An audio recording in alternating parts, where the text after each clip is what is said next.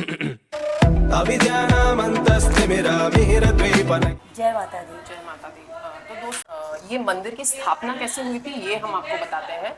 पहले जो है यहाँ पे उतना विकसित प्रदेश नहीं था ये। तो इधर इन लोगों ने क्या किया कि एक छोटी सी मूर्ति स्थापित की, क्योंकि बहुत से भक्तों के स्वप्न में काली माता आने लगी और संकेत देने लगी कि उन्हें यहाँ पे विराजमान किया जाए।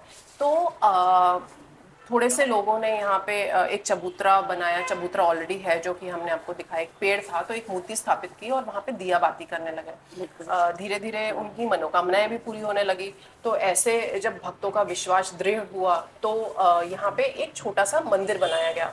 अब ये मंदिर आपको देखने में काफी छोटा लगेगा, लेकिन जैसे कि हम लोगों ने आपकी सारी मूर्तियां दिखाई है, काफी विशाल है। तो ये एक भव्य मंदिर के रूप में प्रदर्शित होता है। और ये जो मंदिर है हमारी काली माता को ही समर्पित है। और आपने कलकत्ता में देखा होगा दक्षिणेश्वरी काली माता का मंदिर है वहाँ पर। तो ये काफ़ी उग्र देवी हैं, मतलब इनके साथ आप इनके पूजा पाठ और काफ़ी विधि विधान से ही किए जाते हैं। कहा जाता है कि जब राक्षसों का उपद्रव बढ़ गया था तब माता का जो है जन्म हुआ था एक तरीके का, तब माँ जो है काली रूप में आई थी। इन्हें चामुंडा देवी क्यों कहा जाता है कि जब माँ दुर्गा जो है चंड और मुंड से जब युद्ध कर रही थी तो इतनी क्रोधित हो गई थी कि उनके मस्तक से काफी शक्तिशाली रूप की देवी प्रकट हुई, जिन्हें माँ काली ही बोला जाता है। और माँ काली ने ही चंड मुंड का जो है संहार किया, तो इसीलिए इनका जो नाम है वो चामुंडा देवी भी कहा जाता है। और रक्त बीज जैसे असुर का नाम जो हम लोगों ने पौराणिक कथाओं में सुना है, रक्त बीज एक ऐसे राक्षस और असुर थे जिनको ये शक्ति प्रदान की गई थी कि उनका रक्त जहां जहां गिरेगा एक नया राक्षस असुर पैदा होगा। तो काफी सब देव देवता जो है हार गए थे उनसे युद्ध करके। भी मचा दिया था, बहुत अधर्म मच गया था। तब माँ काली ने उनका वध किया था। जब रक्त बीज के साथ युद्ध हो रहा था तो माँ काली ने उनका जो रक्त है वो एक कटोरे में लेकर वो पूरा रक्त पी लिया था और उसी से उसका संहार हुआ था। बट माँ इतनी क्रोधित हो गई थी उस समय पर कि उनको शांत करना नामुमकिन ही था। वो पूरी सृष्टि का विनाश कर देती जैसे जैसे एक एक बूंद कहीं पर गिरती थी ना, वो गिरने ही नहीं देती थी, क्योंकि ऐसा कहा जाता है कि कहीं पे भी एक बूंद गिरी तो वहां पे एक नया रक्त बीज, एक राक्षस जो है उत्पन्न हो जाएगा। तो जैसे ही वो जब मारती थी वैसे ही वहां पे हजारों करोड़ों में फिर से रक्त बीज आ जाते थे। तो इतना युद्ध करते करते तो फिर माँ ने फिर वो जो सुरापान किया तो फिर एक एक का नाश हो गया एक तरीके से। और फिर माँ जैसे आप बता रही बहुत क्रोधित हुई, बहुत, उनको शांत कर पाना नामुमकिन था।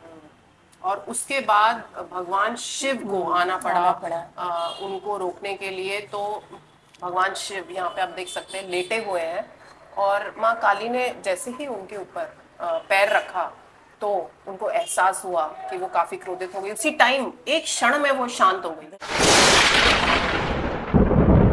और माँ आप देखिए ना, वो मुंड की माला भी पहनती हैं और ये इसका प्रतीक है कि आप गलत अधर्म रास्ते पे जाओगे तो माँ है, चीजों को सही डायरेक्शन में सही तरीके से लाने के लिए माँ बैठी। बट सुषमा, ऐसा लगता है ना कहीं भगवान है जब जब अधर्म होता है धरती पे। हमने सब कहानियां पौराणिक कथाएं सुनी है जो कि सनातन धर्म में दी गई हैं। जब जब अधर्म हुआ है, अपने पार पे हुआ है, तब तब भगवान किसी न किसी रूप में प्रकट होते हैं। इससे यही पता चलता है कि बुरे कर्मों का विनाश कभी ना कभी होना ही है। और पता है, अगर आप अपने आसपास देखेंगे, जैसे रामकृष्ण परमहंस थे, वो इनके बहुत बड़े भक्त, जैसे जैसे भी वो करते थे पूजा पाठ और इनकी भक्ति, तो आप भी अक्सर बताती हैं भगवत प्राप्ति होती है। तो उनको मतलब उन्होंने इनकी इतनी आराधना की।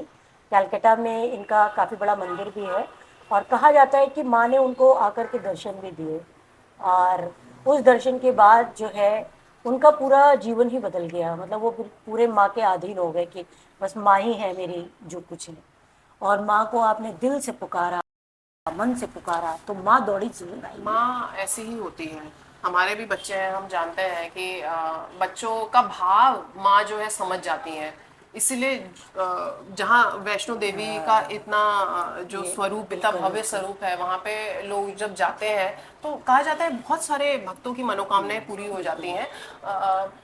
यहाँ पे भी अगर आप आएंगे, मुझे तो ऐसा लग रहा है कि हर एक भगवान यहाँ पे खुद विराजमान है। पहली बात तो इतनी विशाल मूर्तियां यूजुअली किसी मंदिर में देखने को मिलती नहीं है, मैं बट यहाँ इधर सब पे जैसे कि आप अक्सर बोलती हैं कलयुग में मतलब भगवत प्राप्ति आसान होती, तो मैं यहाँ पे आपको यहाँ बैठे यहाँ के माध्यम से बताना चाहूँगी कि ये कलयुग चल रहा है और यहाँ पे आप माँ का सिर्फ नाम लीजिए। नाम लेने से आप देखेंगे अपने आपके जीवन में सकारात्मकता और आपके जीवन में छोटी मोटी जो परेशानियाँ हैं वो सब खत्म हो जाएंगी। हम आपको एक बहुत अच्छा तरीका बताते हैं, हम आपको एक मंत्र जाप बताते हैं। आप बहुत ज़्यादा नहीं कर सकते हैं ना, आप 11 से शुरू करिए, लेकिन आप एक बना लीजिए अपने जीवन का ये कि मेरे को 11 बार सुबह करना है। तो ये एक मंत्र है, क्योंकि मैं माँ के सामने बैठी हूँ तो मैं ज़रूर बताना चाहूँगी ताकि आप भी माँ से वो अपने जीवन के एक कह सकते हैं लक्ष्य की प्राप्ति या जीवन को किस तरीके से चलाना है, माँ वो शक्ति आपको प्रदान करेगी। तो वो मंत्र है ओम ह्रीं क्लीं चामुंडाय विच्चे।